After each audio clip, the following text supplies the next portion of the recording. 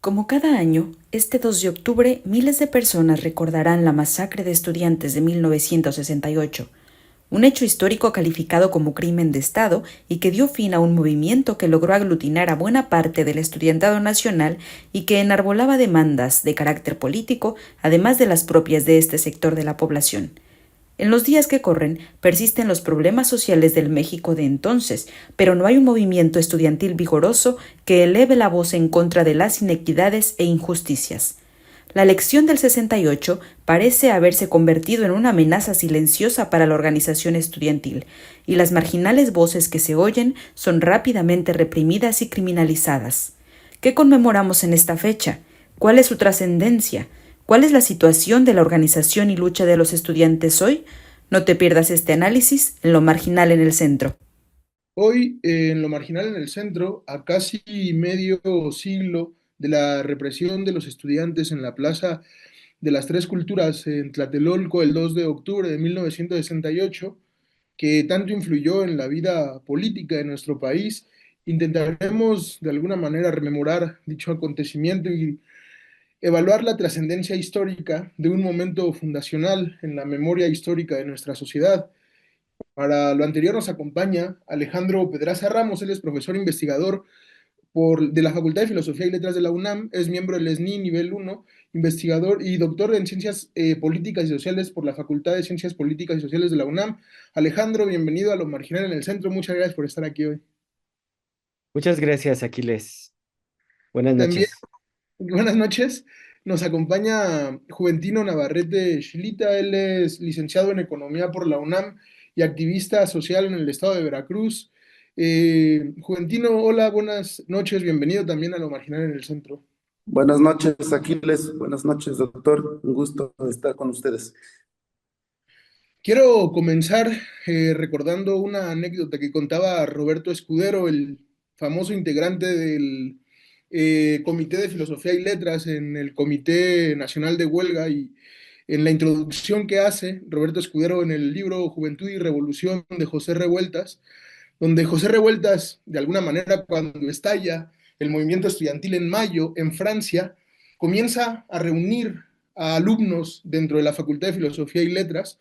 No era raro en ese momento ver a José Revueltas en la Facultad de Filosofía y Letras escribiendo, dando charlas, dando consejos, y en un momento él tenía la intención de hacer una gran conferencia en el teatro que se nombró posteriormente Che Guevara, que se llamaba Justo Sierra en ese momento, y decía que la gran tarea de ese momento de la Facultad de Filosofía y Letras era llenar el teatro para, de alguna manera, comenzar a organizar las revueltas estudiantiles en el 68 en México, de alguna manera intentando reivindicar lo que había ocurrido en Francia en mayo durante ese mismo año. La lección que de alguna manera sacaba Roberto Escudero de esta acción de José Revueltas era precisamente que Revueltas y muchos mexicanos en ese momento lograron observar que las revueltas estudiantiles, valga la redundancia, las movilizaciones estudiantiles de 1968 no eran una algarada estudiantil más, sino que tenían una profunda trascendencia histórica y iban a desembocar en un movimiento que de alguna manera desbordó los límites de la movilización política durante ese momento. Quiero agradecer antes de comenzar con nuestra conversación a todas y a todos los que ven Lo Marginal en el Centro. Bienvenidas y bienvenidos a todas y a todos a Lo Marginal en el Centro. Quiero comenzar contigo, Alejandro, haciéndote una pregunta que creo que es importante retomar. ¿Por qué es importante de alguna manera hablar hoy? ¿Por qué es importante la memoria del 68? ¿Cuál ha sido su trascendencia histórica? Y Aquiles, bueno, por supuesto, el 68 se ha vuelto uno de estos hechos históricos trascendentales para la historia de México, ¿no? Cuando pensamos en la historia de México, pues a pesar de todo lo que ha sucedido y de que la historia ha sido muy compleja, pues tenemos algunos hechos muy específicos que están incrustados en la memoria colectiva. La independencia, la revolución, pero pues también el 68 por todo lo que significó, ¿no?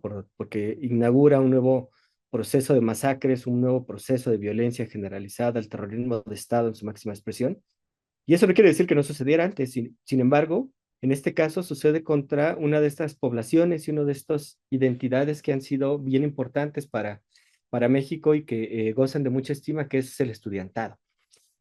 A pesar de esto, yo creo que la memoria del 68 sigue siendo importante porque nos permite, si repetimos como este adagio, este mantra de muchos historiadores, ¿no? De conocer el pasado para no repetirlo, nos permite, nos tendría que obligar a pensar críticamente, yo creo que al menos dos cosas. La primera, ¿cuál fue la dinámica que llevó a que el 68 sucediera, tanto como movilización social como la respuesta que le dio el Estado y que devino en la masacre de Tlatelolco, ¿no? Como bien decías hace un momento, el 68 en México forma parte de un fenómeno un poco más amplio que tenía que ver con un momento de mucha movilización social que atravesaba a muchas de las inquietudes de la juventud de aquel entonces, ¿no? La guerra en Vietnam, el avance de el conflicto entre las grandes potencias y en el caso de México, pues este horizonte emancipatorio que sí estaba animado de alguna manera por el pensamiento comunista, socialista, pero que a diferencia de lo que se dijo en aquel momento, pues no fueron países, no fueron partidos comunistas extranjeros que estuvieron detrás de la conjura. Entonces, bueno, regresando al punto, yo creo que entonces los dos ejes que habría que recuperar es justo que la movilización surge como parte de un fenómeno global en el que la juventud tenía mucha esperanza de transformación, ansiaba la transformación, ¿no? Veía en el horizonte la posibilidad de mejorar la sociedad. Y en respuesta a eso, el Estado y la sociedad, pues, los aniquilan, los vulneran violentamente y terminan en la masacre del 68. Eso por un lado. Y en un segundo momento, creo que una cosa que también habría que recuperar de una manera muy crítica es justo esto que nos explicarían algunos autores que se han dedicado mucho al tema, como Eugenia Alier, Montaño, que es el uso de la memoria que se da respecto al fenómeno, ¿no? Se pasó, como decíamos hace rato, de considerar al 68 como un momento de insurgencia comunista extranjera que rompía la unidad nacional, a poco irlo matizando, hacer que la memoria social fuera transformando la valoración que se tenía de los personajes que participaron en la revuelta. Al principio se consideraba que eran revoltosos, delincuentes, comunistas, todas estas categorías que tendían a desvalorizar la movilización social y poco a poco, con el paso de los años, 57 años ya, ¿no? Con el paso de los años, el reclamo social paradójicamente, va siendo aceptado por la sociedad y va cambiando la percepción social que tenemos sobre el fenómeno para convertirlo en un motor del proceso democratizador mexicano, en el que los chicos fueron un motor de democracia, que pudieron evidenciar las atrocidades del autoritarismo priista y que pues ahora corre el riesgo de ser una memoria institucionalizada que pierda su potencial emancipatorio, ¿no? Hemos pasado de la conmemoración del 2 de octubre, que hasta hace no muchos años, yo recuerdo que ir a la marcha del 2 de octubre era ir como a una celebración colectiva, donde muchos colectivos se reunían para animarse entre ellos y decir que era posible transformar la sociedad, a volverse una celebración en el peor sentido de la palabra, ¿no? Así como esta disputa simbólica que se está haciendo ahora en torno al 8M, de pasar de una fecha de denuncia, de denuncia de la violencia que se cometió contra obreras a inicios del siglo XX, a ahora una celebración en la que incluso se regalan flores. Digo, en el caso del 68 aún hay una memoria política muy importante en la sociedad, pero corremos el riesgo de que al institucionalizarlo se despolitice y se pierda lo importante que es que hubo un sueño, hubo una generación que tuvo el sueño de cambiar y transformar México y fue brutalmente reprimida por el gobierno en turno.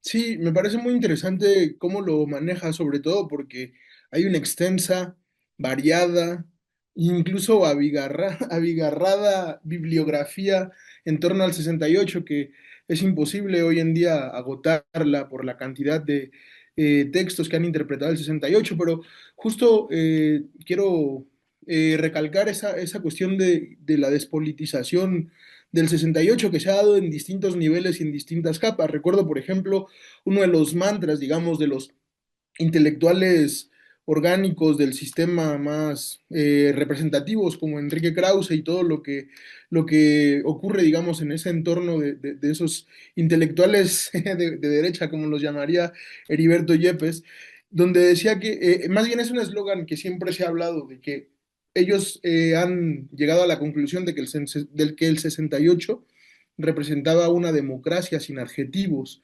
de alguna manera despolitizando muchas de las reivindicaciones, como tú mencionabas, socialistas que animaban a la lucha política de los estudiantes en esa época y que la democracia muchas veces sí tenía adjetivos y eran adjetivos ligados pues a la lucha política, a la justicia social, a la justicia a secas también. Y bueno, en ese sentido, Juventino, te quería preguntar también por esta importancia de la memoria sobre el movimiento del 68 a más de medio siglo. ¿Cuál ha sido su trascendencia histórica? Sí, claro. Pues a mí me parece que el movimiento del 68 tiene importancia en muchos sentidos, aunque me parece que tres son los más importantes, o al menos esa sería mi opinión.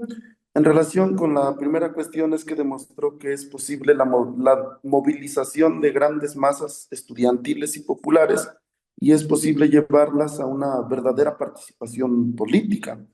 Como sabemos, pues la movilización del 2 de marzo, a pesar de que, como se ha dicho en otras ocasiones, fundamentalmente planteó reivindicaciones y estaba constituido por, eh, digamos, grupos pequeño burgueses o de la mediana burguesía, de todos modos arrastró a las clases trabajadoras para solicitar que se resolvieran algunas reivindicaciones que se habían venido planteando desde hace mucho tiempo, que es la otra cuestión que quisiera mencionar, que la mayoría de las demandas que se plantearon en esos momentos eran fundamentalmente política.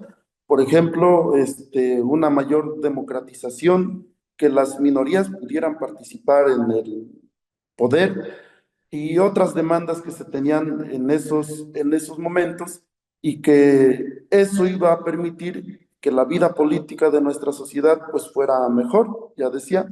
Desafortunadamente pues pasaron muchos sucesos en contra de los estudiantes, como ya lo comentaba Alejandro. Sin embargo, eso también posibilitó que las demandas políticas que se comentan pues fueran posibles. Por ejemplo, permitió la apertura de estas minorías y que pues incluso ahora participan en el poder. Me parece que otro elemento que habría que destacar de estas movilizaciones es que permitió corroborar el carácter de clase del Estado. Como comentan algunos historiadores, algunos intelectuales, sobre todo desde las perspectivas marxistas, que el Estado pues no es un ente que sea autónomo, que esté en medio de las clases, sino más que eso, pues que beneficia y depende y defiende los intereses pues de las clases adineradas, y lo que pudimos ver en el movimiento del 68 fue precisamente eso. Finalmente las demandas de mayor democratización y otras que tuvieron los movimientos del 68 pues perjudicaban los intereses de los más poderosos. Entonces, me parece que son tres elementos que habría que destacar pues de este gran acontecimiento, de este gran momento para nuestra memoria o para la memoria, y que actualmente, pues digamos, sigue vigente sobre todo, pues esas enseñanzas que nos dejaron relacionados con lo que ya comentaba al principio, sobre la posibilidad de organizar y sobre todo movilizar pues, a grandes números de estudiantes y de la población en general. Eso es lo que pudiera decir en relación con este punto. Sí, sobre lo que decías en una entrevista que le hicieron a José Revueltas en 1976, me refiero a José Revueltas sobre todo porque creo que es uno de los participantes insignia y que tiene de alguna manera una de las lecturas más sugerentes y más interesantes sobre el 68. Y él decía algo que mencionabas ahorita, Juventino, sobre el movimiento y decía, el movimiento nunca modificó los 6 puntos del pliego petitorio, siempre fueron su bandera, pero había un movimiento más allá de los 6 puntos.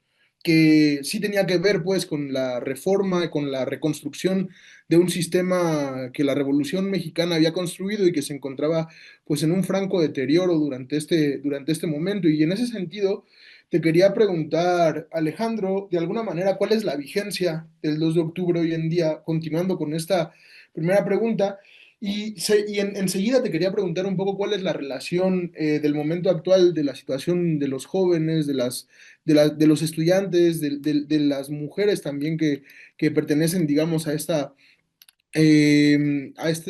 entorno con relación con el Estado, cuáles son sus demandas, cuál es su postura ante la política, cómo ven la vida y cómo el Estado de alguna manera se relaciona con los estudiantes hoy en día. Sin duda, una pregunta bastante compleja, ¿no? Porque nos obligaría a hacer una comparación siempre injusta entre los diferentes momentos históricos. Es verdad que no estamos en el momento histórico de los 60 y no hay un fenómeno tan generalizado de represión contra el estudiantado y contra el movimiento social, aunque la represión permanece.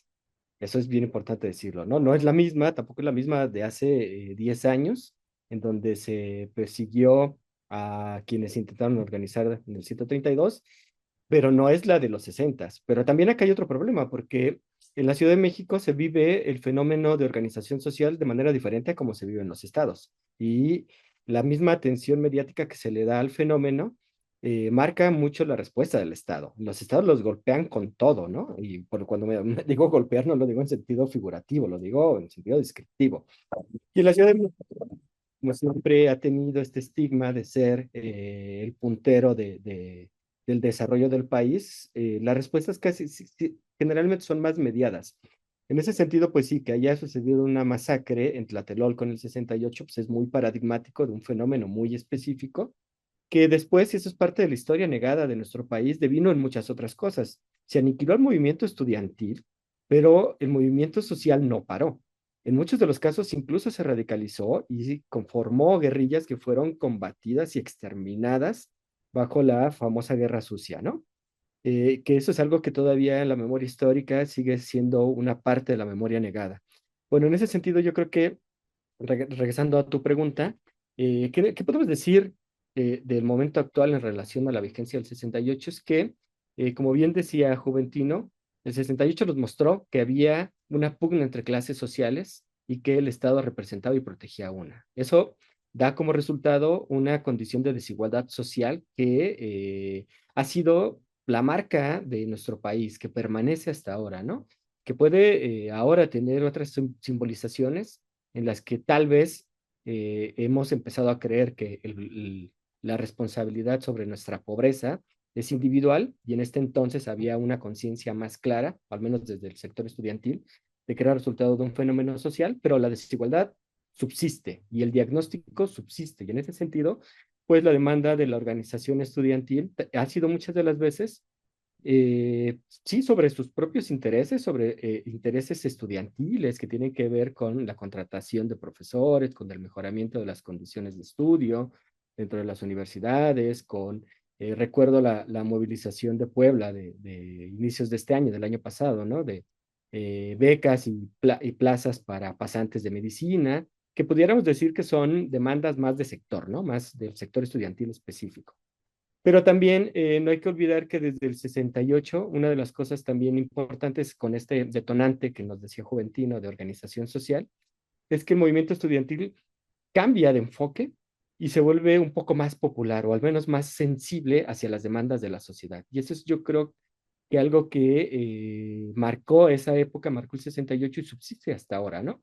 El movimiento social es lo que la sociología diría, hace que los estudiantes sean activistas, sean corredores, que les permitan ser solidarios con muchas otras demandas sociales, con el movimiento de Gaza, con el movimiento de la violencia contra las mujeres, eh, contra la violencia generada por el crimen organizado. Actualmente se organizan por demandas como los comedores populares, las protestas económicas, que siguen manteniendo ese carácter de clase que ya subsistía y que ya se empezaba a ver desde el 68.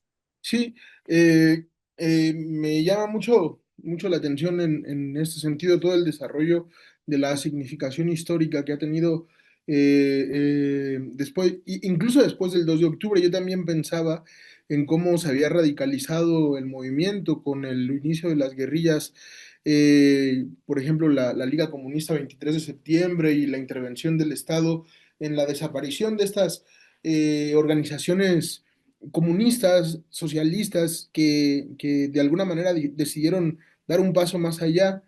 Y te quería preguntar, Shulita, Juventino, en este sentido, ¿cuál es la vigencia contemporánea del 2 de octubre y cuál es la relación de los y las jóvenes con el Estado, los y las estudiantes con el Estado en esta coyuntura actual? Sí, claro. Como ya lo comentaba hace rato, me parece que la vigencia del movimiento estudiantil tiene que ver sobre todo con las enseñanzas que nos dejó. Lo que ya comentaba hace rato sobre la posibilidad de las movilizaciones de grandes masas estudiantiles y populares. Actualmente, pues hay muchos problemas que existen en nuestro país, como también ya lo comentaba Alejandro. Por ejemplo, el 55% de la población vive en la informalidad, lo que implica o significa que haya bajos ingresos, vidas sin seguro y sin otros servicios que son elementales para una formación integral de la población. Aunado a ello, pues los salarios siguen siendo bajos, pues al menos 70 millones de mexicanos viven en pobreza. Otros problemas que existen, por ejemplo, es que a pesar o más allá de los discursos que se pues dedican los funcionarios, pues la inversión en proporción con el PIB en educación sigue siendo básicamente la misma en comparación con otros gobiernos. Por ejemplo, en esta ocasión o en este año fue del 3,1%, pero según el proyecto de presupuesto de egresos de la Federación para el siguiente año, va a ser 0,4% menos, 3,06%. O sea que, digamos, más allá de los discursos, en realidad las condiciones de vida de la población en general y también de los estudiantes no solo no han mejorado, sino que pues han ido en decremento. Decía que la vigencia pues tiene que ver con eso, con que en estos momentos que hay muchos problemas, muchas dificultades, pues tendrían que darse nuevas movilizaciones, nuevas manifestaciones, organizaciones estudiantiles y sociales para exigir pues mejores condiciones de estudio y de vida para que, como ya lo comentaba, los jóvenes y la población en general pueda tener una formación integral de la población. Me parece que hay varias organizaciones estudiantiles y sociales actualmente, por ejemplo, el caso de los normalistas, que pues tienen demandas bastante justificadas, como el caso de los estudiantes que integran la Federación Nacional de Estudiantes Revolucionarios Rafael Ramírez, que particularmente me parecen importantes sus planteamientos porque ellos plantean, consideran que en tanto que no se invierta recurso, en tanto que no se invierta dinero para resolver los problemas que existen en la sociedad, pues en realidad no se van a resolver los problemas. En tanto que se mantenga ese 3,5% del PIB para la educación, en realidad pues los problemas van a quedar ahí. Habrá muchos discursos, habrá muchas promesas, sin embargo la situación quedará en esa, pues en esos términos. Muy bien, creo que para terminar de alguna manera la conversación, porque me parece que se podría extender, se podrían abarcar muchos aristas, porque pues es de alguna manera inagotable hablar del 68 y del momento histórico, de las Olimpiadas que ocurrieron durante ese año, de la presidencia de Gustavo Díaz Ordaz y del régimen priista durante esa época, pero no quiero de alguna manera desviarme o concentrarme en esos asuntos, sino preguntar, por último, Alejandro, de alguna manera, algunos autores, sobre todo, digamos, una gran parte de la historiografía conservadora sobre el 68, desde hace tiempo ha pensado ha descrito o ha deseado que darle pues un punto y final, una vuelta de página, abandonar prácticamente todo lo relativo al 68, pensando en que ya no tiene nada que decirnos, todo lo que nos ha dicho se ha agotado, todo se ha de alguna manera pues escrito y que ya no hay nada más que añadir. Pero yo te quería preguntar sobre esa cuestión, el movimiento estudiantil en México, el movimiento estudiantil en general, ha declinado, ha sido derrotado. Los estudiantes han dejado de ser una fuerza revolucionaria o una fuerza importante, pues, de movilización social. El 68 ha muerto. ¿Cómo lo ves tú? ¿Cómo lo piensas?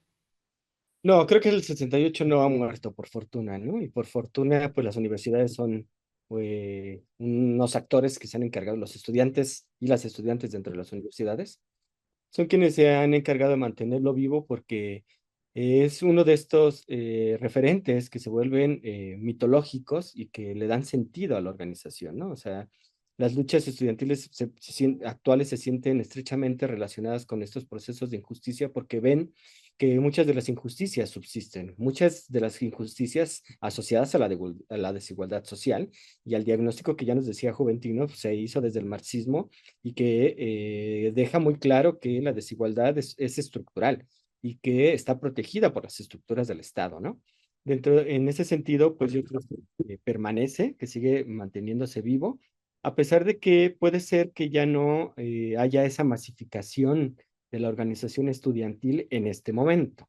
Lo que no quiere decir que no pueda suceder, porque también no hay que olvidar que las universidades tienen características muy particulares, sobre todo las de carácter público, que es este horizonte de pensamiento crítico, que a veces parece que ya ha sobrepasado el diagnóstico marxista, porque pues hay nuevas vanguardias y nuevas demandas que se explican a través de otros marcos de políticos de simbolización, pero que si lo pensamos y lo revisamos bien, en realidad el diagnóstico marxista sigue siendo vigente y está muchas veces detrás de estos presupuestos, ¿no?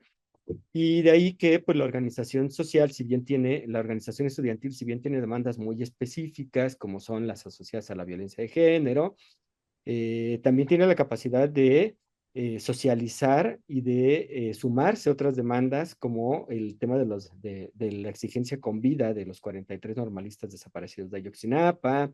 En este momento específico, la solidaridad con el pueblo palestino frente al genocidio que está perpetrando Israel y las demandas pues asociadas a las condiciones históricas que ha sufrido, que son condiciones de desigualdad y de exclusión, ¿no? Está, por un lado, decía yo hace rato, que el 68 se volvió trascendente para la historia de México porque se cometió contra estudiantes y los estudiantes, igual que las infancias, tienen un valor simbólico muy particular dentro de nuestras sociedades, o sea, siguen siendo sujetos de mucha estima, pero al mismo tiempo siguen siendo sujetos de infravalorización, ¿no? O sea, los estimamos, los cuidamos, nos parece que son valiosos, pero porque son el futuro, y eso hace que a veces se nos olvide socialmente que no necesariamente la juventud es el futuro, también forma parte fundamental del presente y tienen mucho que aportar.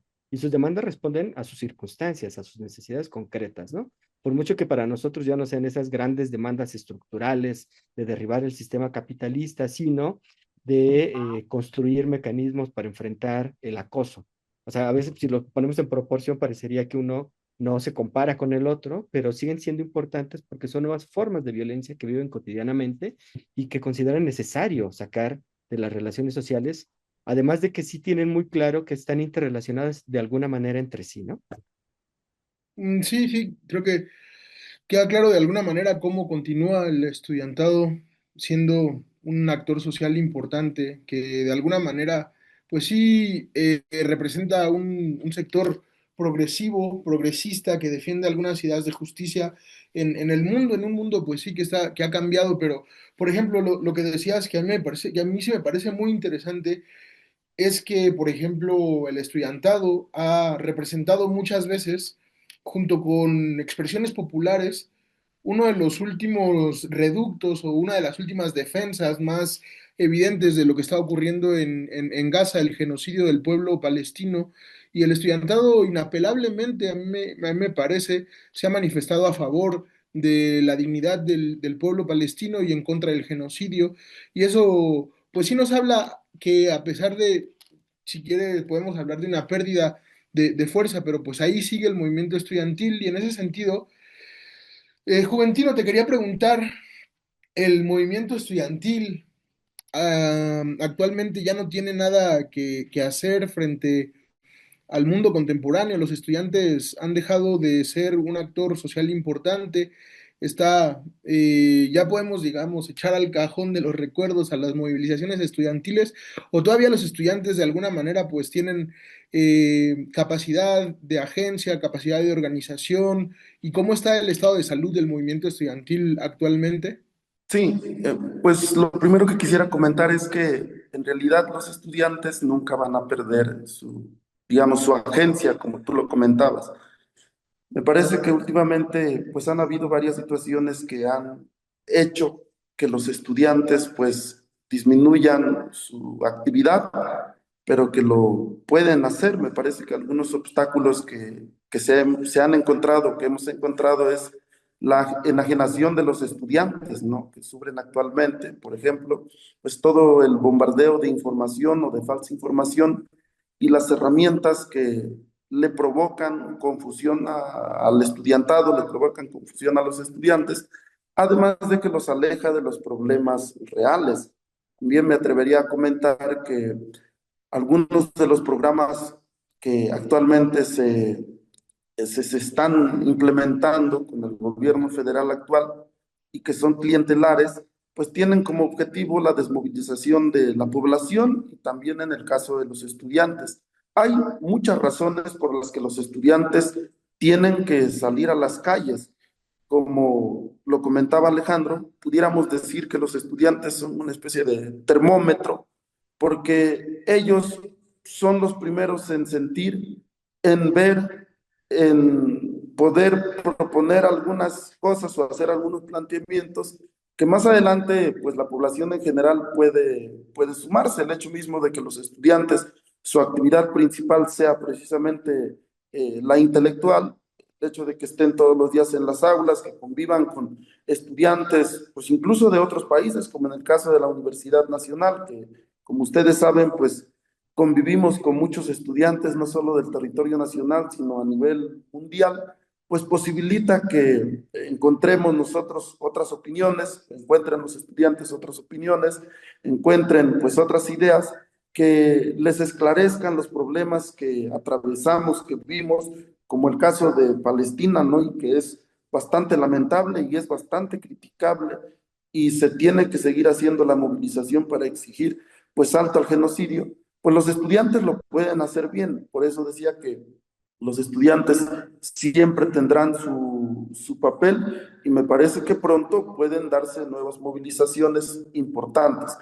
Quisiera comentar también, me parece importante que una de las cosas contradictorias que actualmente muchos que se dicen o que en su momento participaron en estos movimientos o que son herederos de estos movimientos, pues actualmente están en el poder y que lejos de resolver los problemas y lejos de implementar políticas para que se hagan posibles algunas de las demandas del movimiento estudiantil del 68, como Pablo Gómez, por ejemplo, pues digamos, lo que están haciendo es reforzar al Estado opresor, como en el caso de los granaderos, que una de las grandes demandas precisamente del movimiento del 68 fue la eliminación de los granaderos, pero seguimos viendo actualmente, no solo a nivel federal, sino también en las entidades, aquí en Veracruz, seguramente en otros estados, cómo es que ante la posibilidad de un gran movimiento